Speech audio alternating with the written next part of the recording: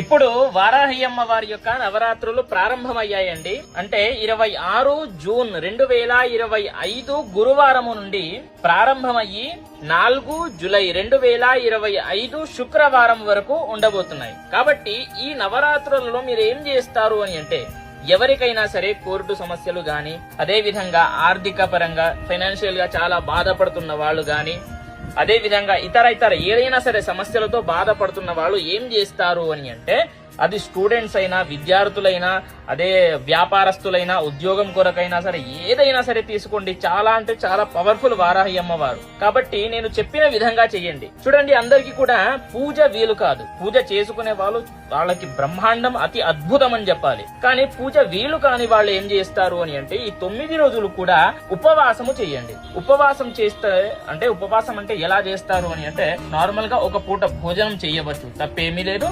ఇంకో పూట టిఫిన్ చెయ్యవచ్చు. ఇంకో పూట ఏం చేస్తారు అంటే, పాలు, ఫ్రూట్స్ ఇలాంటివి తిని పడుకోండి. ఇలా ఉపవాసము చెయ్యండి. అమ్మవారి యొక్క నామస్మరణ చెయ్యండి. ఓం వారాహిదేవ్యై నమః అనేటటువంటి ఈ మంత్రాన్ని ప్రతిరోజు ఈ 9 నవరాత్రులు కూడా 108 సార్లు చదువుకోండి ప్రతిరోజు కూడా. ఇలా చేస్తే గనక మీకు విశేషంగా ఫలితాలు వచ్చేటటువంటి అవకాశం చాలా వరకు కూడా ఉంది. గుర్తుపెట్టుకోండి, చాలా మంది కూడా అద్భుతంగా ఫలితాలు పొందారు.